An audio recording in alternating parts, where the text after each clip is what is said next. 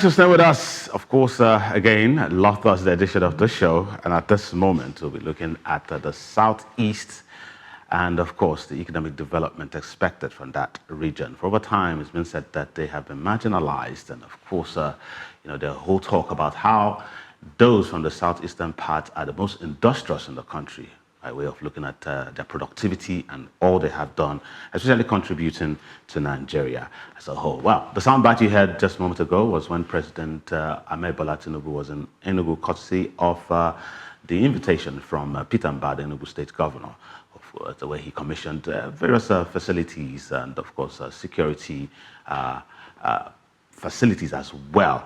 And, of course, joining us this morning is a very young politician as well, Dr. Onyekavi Onwafo. Of course, he's also a medical practitioner and an economist, and at this time, of course, someone who is looking towards the gubernatorial election come very soon on the platform of the APC.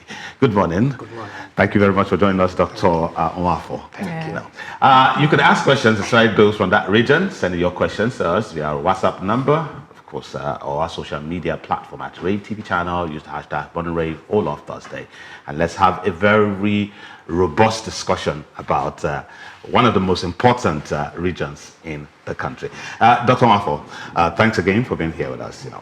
As I stated earlier on, the whole talk about the South is being marginalized, and too much talk, and that's one of the reasons why we had a whole talk about an independent region. By some movement, while others have insisted we're part of Nigeria and will keep fighting for Nigeria and contributing to Nigeria. But in the whole, as someone who has been a politician, who have also run for office and the rest, to what extent would you say truly the southeastern region is marginalized? Well, thank you so much. The issue of Southeast marginalization has been something that has been on the lips of every Igbo man when it comes to Nigeria as a whole. But you see, if you check from the past, not this present government, if you check from the past, you will see that Southeast is like an area, a section, a region that is self-developed. Self-developed. Part of the things you have seen in the Southeast are majority coming from, Igbos are enterprising. So they try as much as possible. Let me just take as an example now.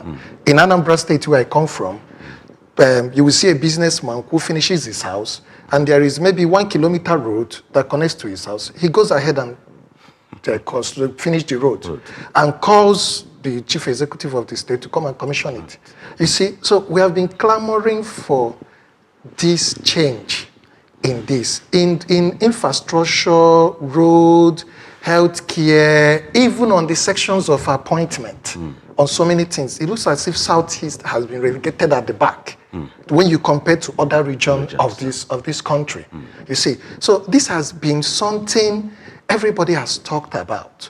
And the negative impact of it is being felt by that man at the grassroots, in that local government, in the village, not the man in Abuja, or not the man living in London, or someone living in another city, which is maybe Lagos.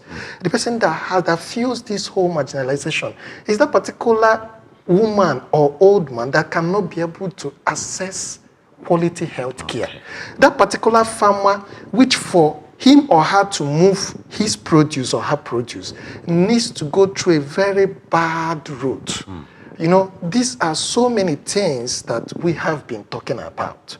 And you see, majority of the roads in the Southeast is in a very bad state. We understand. Take from Port Harcourt axis, take from all the Onitsha Owerri axis. Most of the roads, from Onitsha Owerri, if you're going to Owerri, part of the road is almost cut off. The part heading to Owerri is some part, I think, by Ihiala is already cut off. So they're only using one lane. So you see, these are things we continue to say. Before this government of President Bola Ahmed Tinubu came into power. And you understand, this is what we continue to say, that Southeast needs more presence. When they said marginalization, people say, appointment, service chief, no Igbo man was there. It doesn't only end there. Even if you pick 3 Igbo men and make them inspector general of police today, and giving an example, at the end of it all, what of the infrastructural development? Okay. Well, looking at enterprise, and thank God you said the Southeasterners are very enterprising, and they've been able to build and develop other cities. For instance, Lagos State. I remember somebody was saying even during the Ulysses season, the Lagos is virtually almost empty. Because a lot of people have traveled. A lot of Easterners have traveled back to their homeland.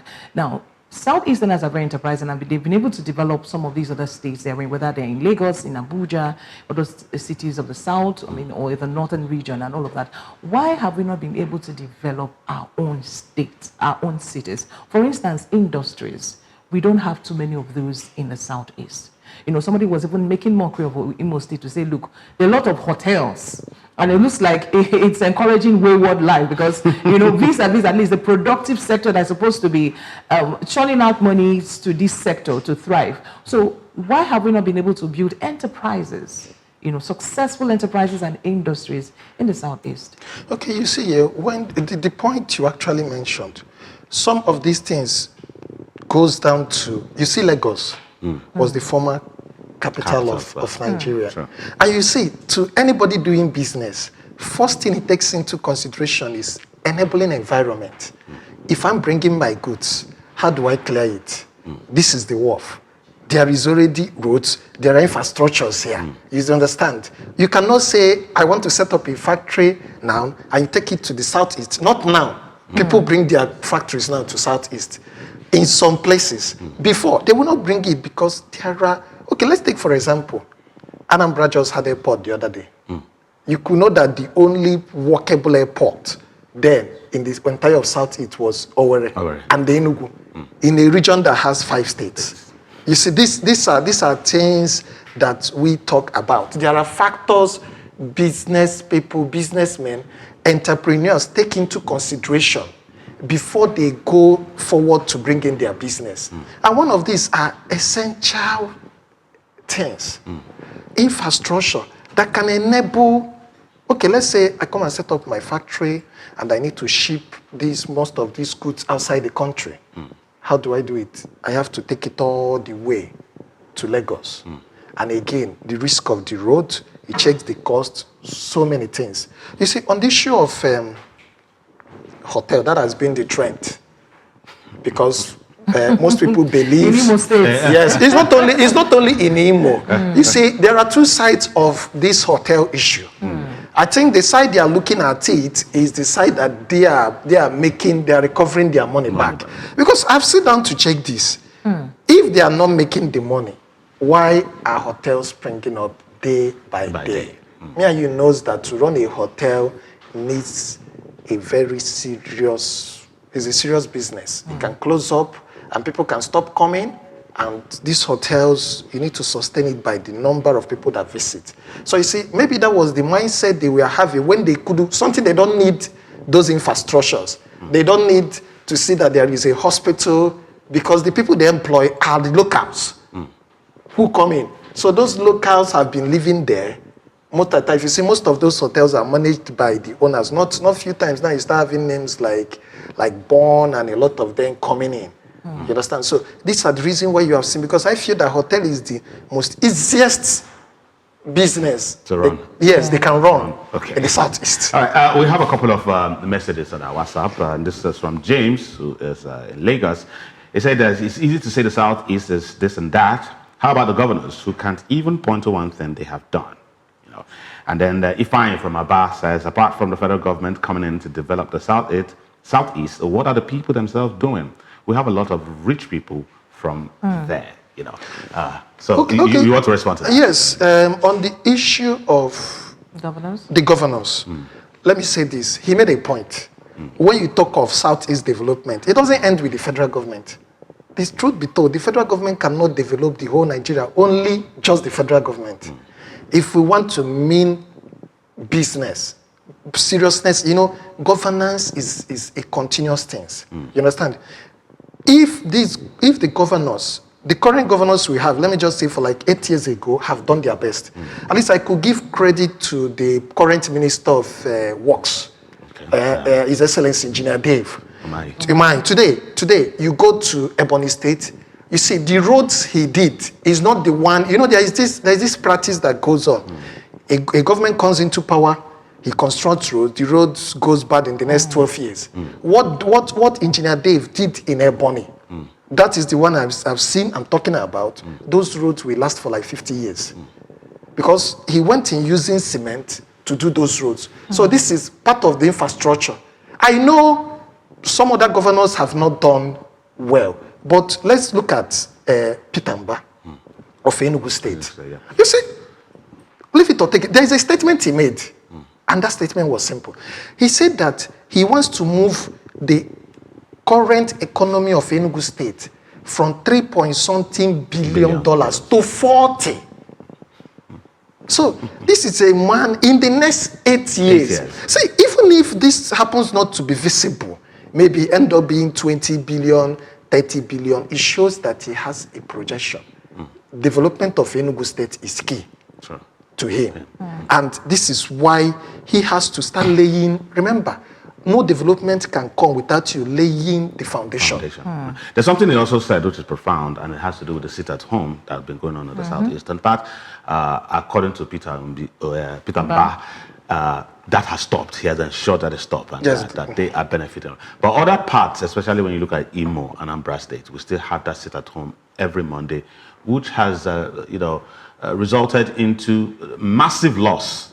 Economic loss for the state, every Monday, So if you look at all of that, would you say those governors, as, James have said, are not working on the template of which Governor Mba has set?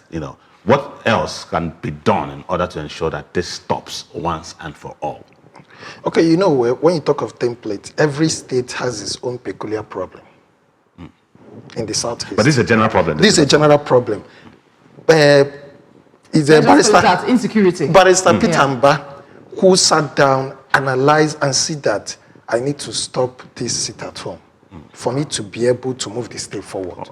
I believe other governors in the south knows about this. You see, that's why I say this is all about commitment. When you look at the area, say, for you to become a chief executive officer of a state, you should know that the affairs, the day-to-day affairs of this state is in your hand. It's not the federal government. So if you look at it that I need to discuss on this area, I need to bring up this solution for me to be able to succeed. Because the day you will fail is you they will call. Nobody. So you see, these governors, I believe some of them have put in measures, the ones I know, but there are some, there's part one, I don't know what he's doing. Okay, let's look at this issue of security, because I just mentioned it softly. Security doesn't mean that a nation, a territory is free of violence or trouble. But it means that the architecture of that state is able to absorb whatever internal aggression, insurrection that may arise, and that will enable that area to be termed secure. Okay, but in the southeast now, a lot of people cannot go to bed and close their eyes. We talked about, yes, the Monday sit at home and all of those things. We know what happens when in those states where these things are so hard, especially Imo State, because I traveled to Imo State, severally, I think last year, twice or so, when I lost my mom. And I know what Mondays looked like. The markets were totally deserted and everybody was scared. You understand? You see the army people mounting roadblocks. In fact, that's another issue too, the insecurity and the fact that the southeastern part appears to be so militarized. We have lots of roadblocks everywhere. People are even scared of these military men, and we've also had lots of stories that even these military people are said to even perpetrate some of these crimes and all of that, threatening people, frustrating businesses of people, especially telling people to come down. I think we've seen videos where if you're going by bus, they'll actually they'll tell all the passengers to alight from that bus and walk past the checkpoints, and they say they are searching and stuff like that. So what can you talk about insecurity? How can we, is it that the governors are overwhelmed? Are they completely overwhelmed by this issue? Because time and time again they have tried and they have said they've done this, they've done that, people should come out, they are secure, their property, their businesses, their life also is safe. But we keep seeing bandits expanding their territories into these communities and all of that. These issues come up time and time again. So what's actually the issue of the South is? Why have we not been able to nip this problem in the bud when it comes to security? I think insecurity issue in the Southeast of recent, we weren't experiencing such high level of insecurity. And when these things came up, we knew what happened in Imo then. The governor of Imo, His Excellency Hope Uzodimma, took it upon himself, provided more patrol vehicles, military men went to the streets. I know those military men, different checkpoints, might have been causing undue problem to people, they stop and search. But there are things I take into consideration when we talk of insecurity in the Southeast. I take into consideration the seriousness of the chief security officer of the state, who is the governor. For example, Peter Mba, when he became governor, said he will not tolerate all this nonsense, kidnapping and what's not in Enugu State. He did not say it and go back to government house and sit down and fold his hands. He matched his words with action. The president came the other day. Before the president came, he said it that if any kidnapper is arrested, where that victim was kept, I don't want to know. If you want, tell me that you live in Germany. It's not my business. I will bring down the house. He has been doing it. As I can tell you today, I remember I went for a burial some years back, I think before he came into power, somewhere in Kano. That period I was going for that burial, we got a security report. My convoy has to head to the commissioner of police for us to have an additional protection. Enforcement for me to attend this burial. You see, that was almost two years ago before he came into power. When he came into power, things has changed. Yeah? But then, Anambra State has become heaven for kidnappers. Yes, it looks as somewhere kidnappers located. The one chased out from Enugu, the one chased out from Imo, the one chased out from Ebonyi, and the one chased out by Alesoti. They have found Anambra to be a safe haven. As I'm talking to you today, you can just be driving inside the capital. You know, most of these securities you hear in some of these places might be the villages. They say, oh, this place, don't go there. No. In Anambra State, on 25th of December, they kidnapped the House of Assembly member, which was all over the paper. Inside Onitsha. Till today, the other day I spoke to a bishop of Anglican Communion. I said, please, the bishop or the priest that was kidnapped, have you been found? He said he has not been found.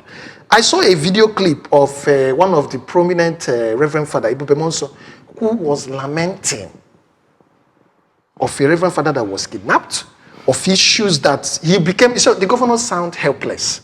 So looking at it, Charles Soludo is currently the governor of Anambra State, and I can recall that they have on various occasions talking about his achievements.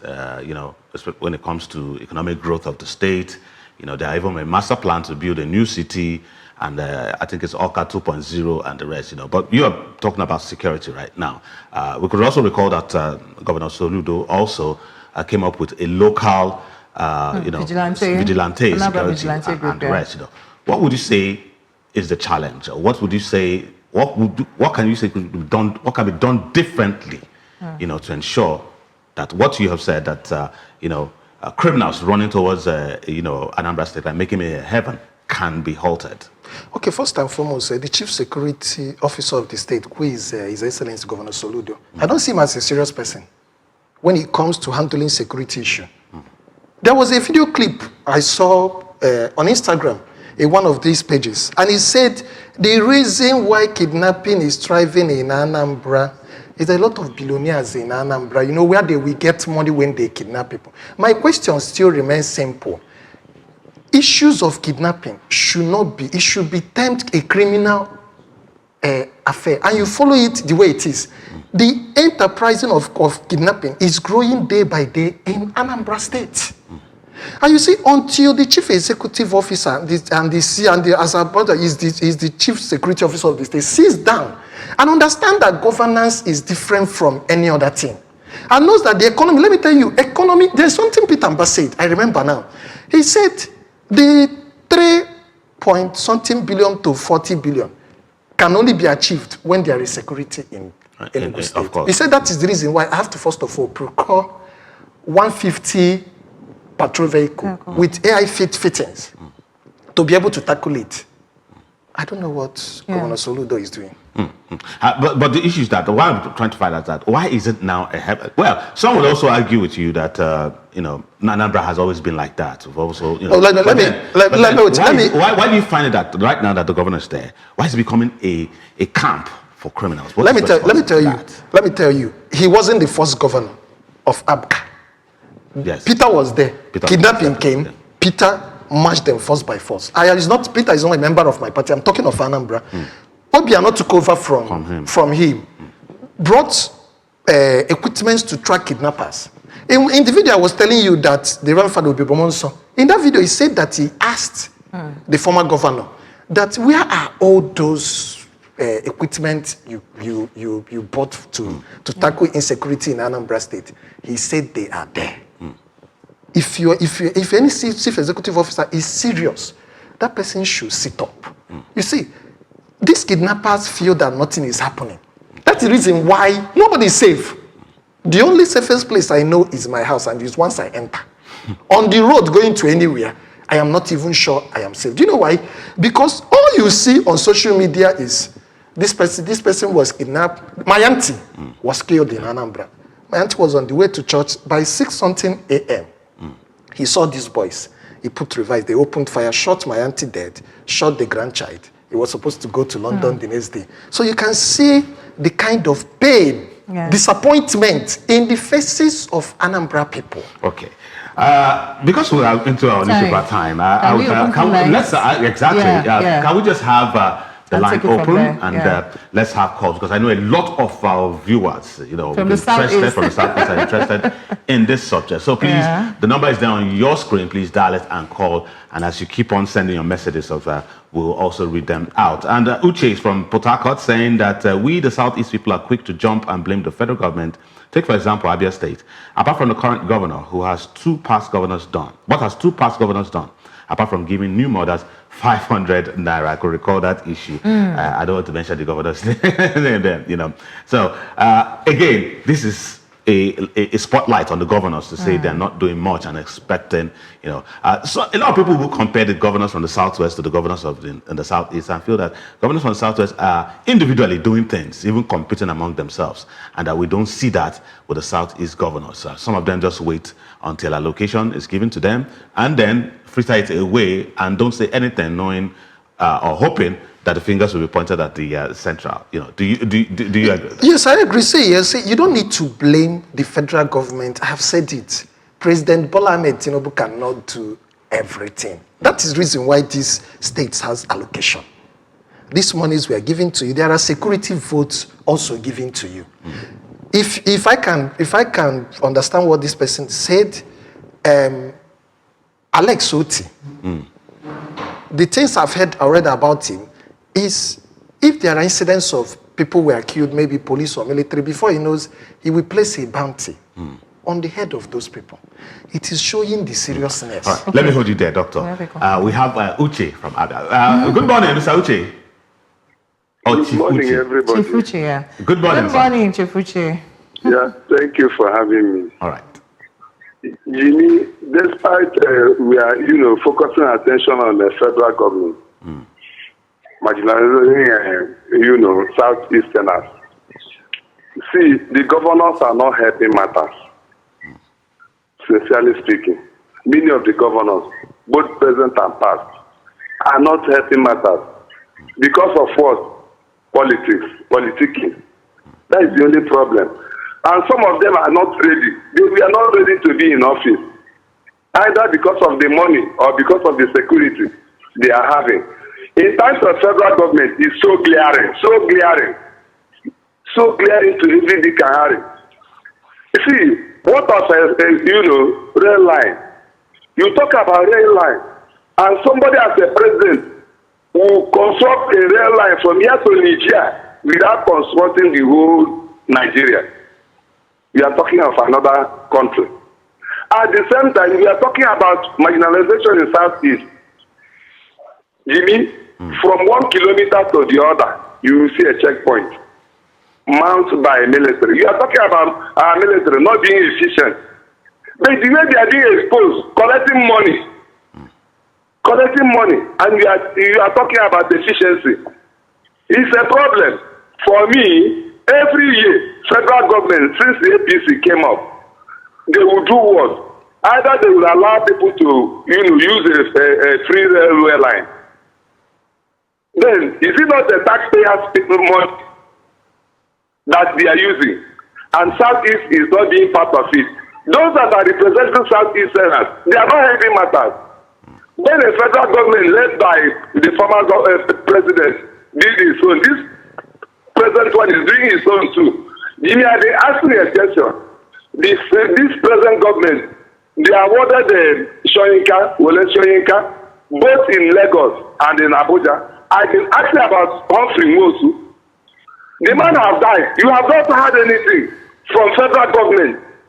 What is his crime? Is it because it's from Southeast? Okay. All right. A man that conducted fair and fair election, and all the people that have mentioned under that election has been awarded. Okay. Thank you very much. Yeah, I would want to ask a question based on this thing which is said, and I really had it in mind. I remember the Commissioner for Information in Anambra State, I think Mefo also, he said something. He said some unnamed elites actually responsible for the insecurity in that state. I want you to also talk from that perspective.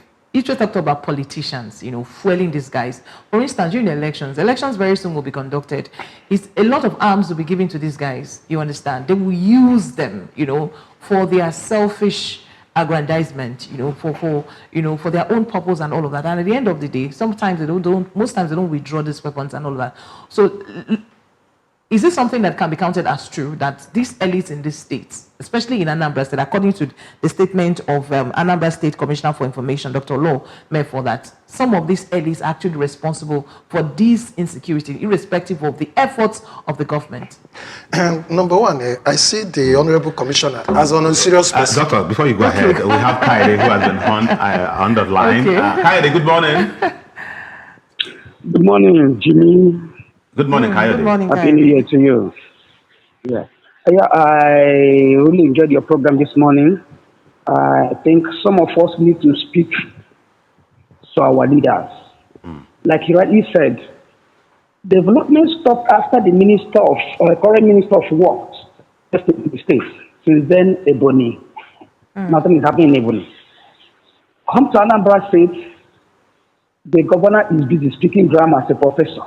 My dear, I'm not from the state. Nothing is happening there. Yes, the only functioning states now is only Enugu and RAVE. I think the problem of development in the southeast is the chief executives. They should blame less of the federal government. Most of the southeastern states have more allocation than Lagos. What are they doing with the money? Thank you. Thank you very much, Kaede, for your own thoughts. Yeah. Okay, before I come to, let me respond to the Honorable Commissioner that you said that the insecurity is being sponsored by the elites or elites, whatever he needs to call it. I see him as a serious human being. You see here, we are talking of insecurity. If you know the people that are behind it, name them now. It's simple.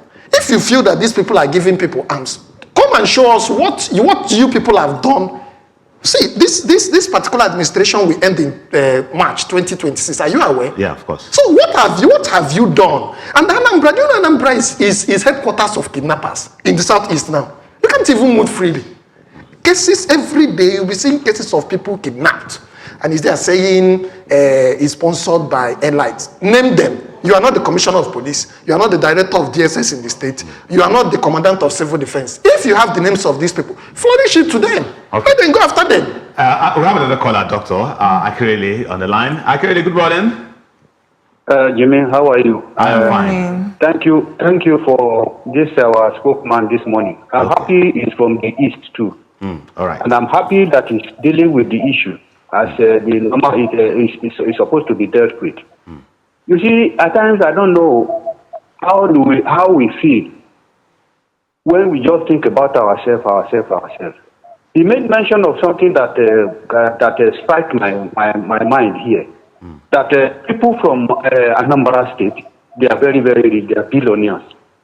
Okay, if you are a billionaire and your state is facing this crisis of insecurity, what are these people supposed to do? Is it that you are good outside, you are not good inside? That is not what they are supposed to do. You see, love, I have always been saying this thing. We don't love ourselves. Otherwise, once you will have that billion, you will know that you come from somewhere. This calabash started from somewhere before it started producing. I hope you understand me. So you have a home. And if you are outside and have billions and trillions over there, you must remember that you have to come home one day. All right. And that is why when they are coming home now, they go and buy security that will follow them and lead them to their local government. You see, it's a very bad thing. I think they are listening and they are hearing now. The government cannot do everything. All right. Somebody is saying that maybe what is called railway or something like that. If a train is constructed in Lagos by the state government, why not the same thing being done in what do you call it, Enugu State or Imo State? All right. Thank you very much, Akirele, for your own. You want to say something to what he just said? Actually, you see, he made a point in what he said, but also I would like to point something. Security of a state, the least anybody in that state can do is to donate money or equipment to the government, to the governor. It is on the governor to make use of it. Because anything you want to do now, they will interpret it, he's doing this now, he wants to run for governor. It's because of this, it's because of that. My question is, this is simple. Even if all the billionaires in Anambra donate money, as I'm saying it, this particular present government in Anambra is unserious to issues of insecurity. Very, very, I don't even want to go to the development. Because you see, by the time, what made him to, part of what gave him the vote he got to Anambra State and became the governor was the airport. If you check, when Willie was going, he purposely withheld the opening of the airport. Just few to the election, the airport was open. So people felt this is a laudable project. Yes, this is a laudable project. But now, Anambrarians are regretting. Because, you see, I am here today. If kidnappers are on this road, I won't come. I am not going to come. Okay. Because we're running out of time, just also ask. Do we have another caller? If we can take one more call. Okay, let's take this last caller. Please do know that we're out of time and you just have to be brief with yours. Go ahead. Good morning. My name is Paul. I'm calling you from Abia State. All right, Paul, go ahead. I like what you people are discussing there in the studio. Oh, okay. You know, Anambra State, there's a lot of things going wrong there. Insecurity in Anambra State is worse. A lot of banditry activities, stealing, etc. is happening in Anambra State and even in the southeast here. You know, I would have urged the government to do something about it. That's all I have to say this morning. Thank you very much. Thank you, Paul. To wrap it up, Doctor, when Buhari was leaving, the whole question was, let's give it to the southern part of the country. And it happened that Peter Obi was part of those who ran for the election. You know, the clamor has been for someone from the southeastern part to be president, but it didn't turn out to be, you know, because Tinubu won, you know. Now, we're having all this talk because a lot of people felt that it should be from southeast, and no president had been from the southeastern part of the country. You belong to the president party, you know, and again, it looks as if in 2027, the president will be running for election, you know, and probably Peter Obi will also be running, you know. How does that situation stand for you? You see, Peter Obi is my brother. The president, Bola Ahmed Tinubu, is leader of my party. And leader of my party, this is my party. I can't be a disloyal member to the party. Because the president is moving. Peter Obi is your brother? No, Peter Obi is my brother. The president is the leader of my party and is moving in the right direction. See, I believe that one day an Igbo man will be president. But for now, he's the leader of my party. And if he says, he has not told anybody that he's running for second That's why I said likely. Likely. So until he says, he has not said it. What he did or what he has done, we speak for him. Number one, do you know one of those things? Southeast Development Commission. Now, this commission we now tackle immediate problem you see in the Southeast. You don't need to go to the federal government to table some things and for it to be channeled to ministries. You see, that's why you look at Niger Delta. In as much as they may not have met the need of Niger Delta people, Niger Delta, NDDC, in as much they have not have made the need of Niger people 100%, but their impact, you can't take it away. You will see some road, they will tell you this NDDC road. People on scholarship, NDDC, this and that. So these are part of what this Southeast Development Commission is going to tackle. At least this particular assembly that passed the law, credit to the Deputy Speaker of House of Rep, Right Honorable Benjamin Kanu. You see, he spearheaded, he finished what was in the last dispensation, finished till now, it was signed. At least the commission is about to kick off. Okay. So I know in the next 1-2 years, there will be a lot of changes because this commission does not need the governors to do anything. All right. They will liaise with them for them to achieve. Do you support the release of Nnamdi Kanu? Yes. See, yes or no? Yes. So let me tell you, Nnamdi Kanu here. You see, we need to. This is a very simple issue. Okay. You see, there are things that can be sit down and they talk about. In as much as I don't have the details, I'm not a security agent, I don't know the data, I don't have the details, but these are simple things that could be sit down and be talked about. And do you think it will help? His release will help check it? I may not be able to answer that because, as I said, I don't have the record of the people that is kidnapping people. I don't know who they are. Okay. As long as I'm concerned, criminality is criminality. So, responsible. No, but I don't know who. It's only the security agencies or the chief executive can be able to provide who's at this plan. Yeah. We were there talking to Dr. Onyeka Nwafo. Of course, he's a medical doctor, a politician, and of course an economist, and an aspirant on the platform of the APC for the gubernatorial election coming up in 2026. 2025, sorry. November 8th. Anambra State, you know. And of course, I guess we'll be having him more and more here very soon.